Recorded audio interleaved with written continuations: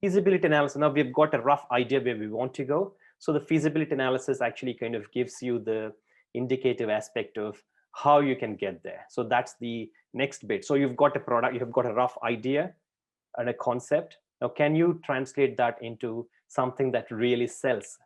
That can be packaged into a product or a service or something else totally. So is it a product? Are you trying to come up with a product? Are you trying to come up with a service? Are you trying to come up with a blended product come service? So when initially Apple launched their iTunes, it was the most successful service that have ever offered. Do you know that it's not the iPhone or the iPod that came first? It's the iTunes. iTunes as a music sharing thing and music organization thing. So we can actually download, buy the music, download it, and then manage it in terms of your favorite, and then add it to your playlist. All these things were done first. I think that was about a good 10, 12 years ago. That was the first service that Apple brought. And people were really going gaga about, because till then there was no other such service like that. There was Napster, which is a P2P, peer-to-peer service. So iTunes was very successful.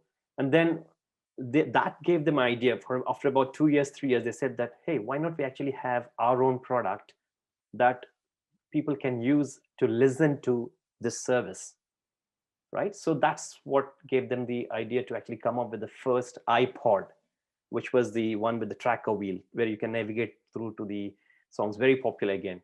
And then slowly they got with the iPod Touch, and iPhone, and all these other things, iPad. So it was not the product that they first came up with that was successful. It was a service, the iTunes. But now iTunes, I think, is now called as Apple Music, and they're trying to do something with that, like Apple TV, whatever. So the whole idea is you need to define your what you want to really do with respect to your idea. Is it going to be a product? Is it going to be a service? Which market are you going to address? Is it a B2B, business to business, or business to consumer, B2C, or is it a consumer to consumer, a peer-to-peer kind of a application? So this is going to be your the first step. And then obviously, I think we discussed this last time in all the sessions, so I don't want to actually spend much time. Are you going to You need to make sure that it is actually delivering the reliable quality. You need to specify what that is. If it is offering the best music, if it's something like for example, Apple Music or Savan, or I think we've got some of these, a lot of Spotify, if you take those as examples for this, so that should have reliable quality. You can't have a song, you can't download, pay for something, and then you download, and then you start listening to it, it's like screeching or something like that. It should not be that kind of quality. It should be really good quality. And that's why I can remember some of these music services offering the quality of a DVD like audio, very high quality audio. So I think 128-bit or whatever. So it started off from there, and then obviously we've got different ways of music, listening to music now. It should be functional utility. Let's talk about it. Should offer you the sorry should also offer you the ability to add a music, to delete some song that you didn't want, or to add it to your playlist, or to change it, the order of playing, or to move from one place to another folder, one folder to another folder, or to completely delete it from your collection, right? So this is all the add, modify, delete, the CRUD, create, read, update, delete. And that's what is important for you, again, as a product. So you should try and define the functionality, what it is doing, what it is supposed to do, right? And then the technical feasibility of it. Initially, we didn't have all these, in terms of the implementation, you're constrained by the technologies that you have. So for example, back in those days, Apple didn't have iPod or the iPads and the MacBooks to deliver the iTunes. I think it was only MacBook that was actually initially used to have the iTunes, or the Mac operating system, I mean to say. And then they later had this iPod, the iPads, and now we've got all the technologies and the media and the medium and the devices to deliver this. So this is the way that you can deliver and listen to and use this service called music, right? So now you've got this service. Now you've got better encryption. Now you've got better ways of compression, not encryption, sorry about it. It's called compression. So you compress, the more you compress it, the less the quality. But now you've got MP3s. Previously you didn't have MP3, you have got WAV, wave files, for example. So the quality of wave files were not really up to mark. But with MP3, it's still occupying less space, which means it's compressed a lot, but still it is delivering the great quality of the song. The audio quality is not being lost. So the feasibility is now there to deliver better quality songs. And the contextual usability, again, I was talking about the experience of working with for example, iPod and iTunes. There's a good tight integration there, so you don't have to actually think in terms of how can I get this song, can I move this from here to here. So it actually is delivering a good ecosystem kind of an experience, so you don't have to go through multiple hoops to be able to play a song or to actually add it to the playlist, right? So you are trying to offer the best usability and make your users happy, and that's what is a product. Google service, for example, all these, so Google search, it all started with the Google search a good 15-17 years ago, making things simple with search engine. But now look at where Google is. It's not a search engine anymore. It is into devices, it is into phones, it's into Google Music, it is into streaming services, books, everything. You talk about anything in the world, Google is there. Maps, for example, very good product of Google.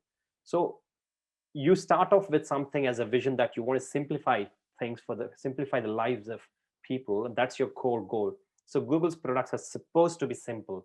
Apple's products are supposed to deliver the rich ecosystem. It's not the functionality with Apple, it's the experience that you deliver with Apple. It's the simplicity with Google, and so on and so forth. I mean, I'm just giving you a few examples. So also, when you talk about some of the other things, it could be functionality.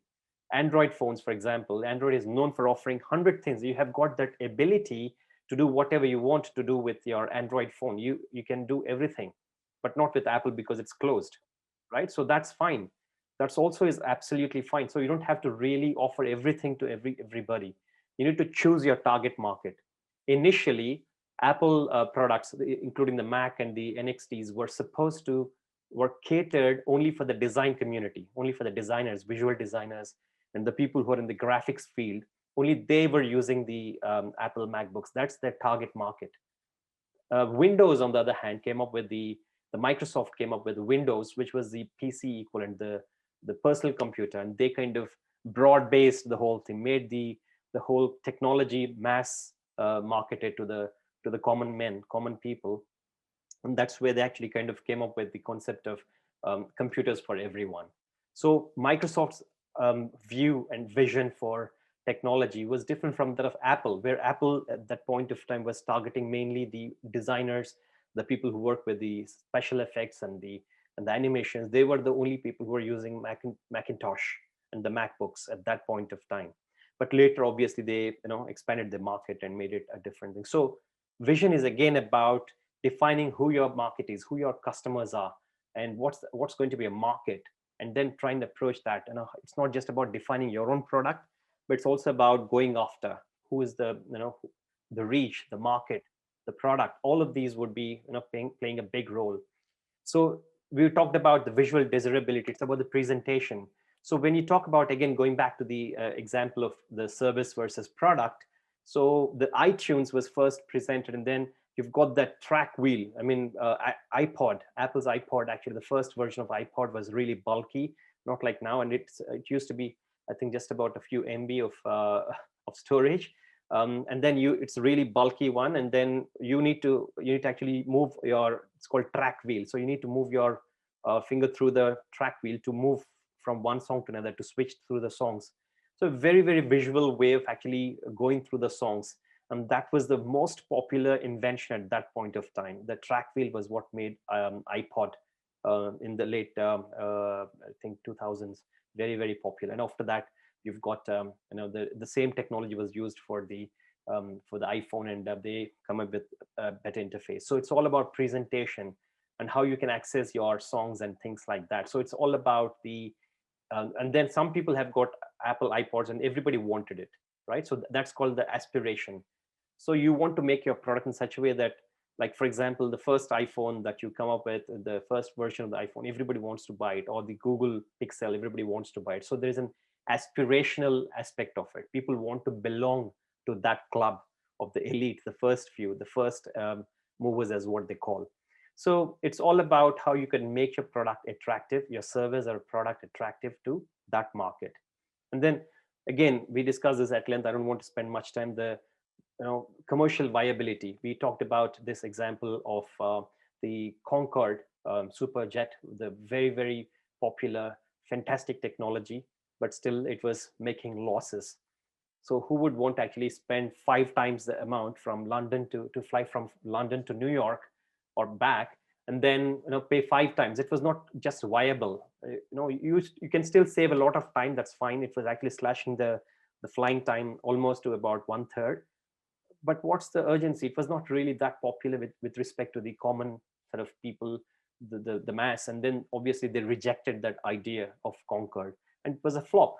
Product was fantastic technically, and it was really fantastic to look at. Beautiful concept. It was designed using the what we call as lateral thinking.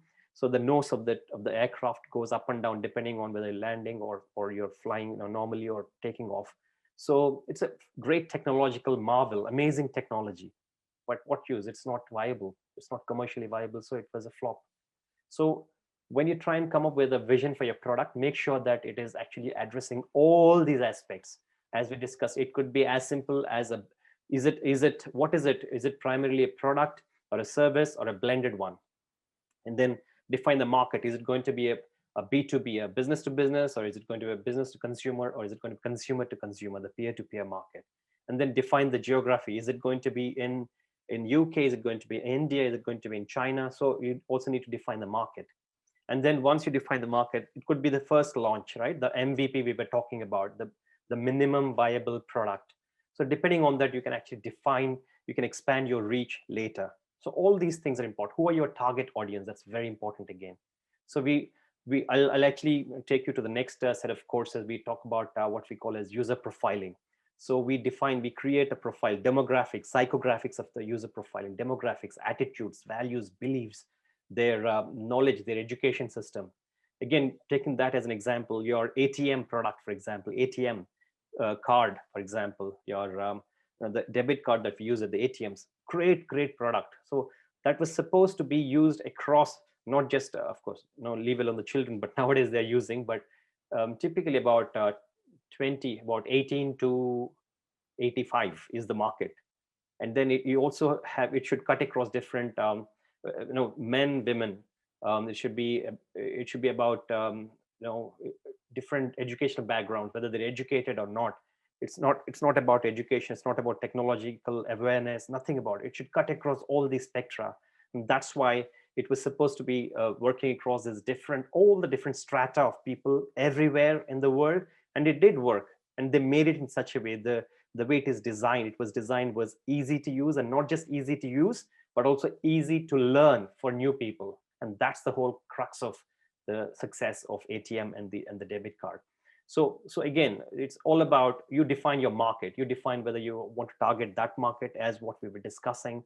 Apple initially targeted only the designers, the VFX people, and the animation professionals. So they make it so kind of specific to that segment. The features were like that. But then came Windows, which actually made it a broad market across the spectra, and they came up with the Windows PC, which was very popular. It introduced the technology to the computers, to the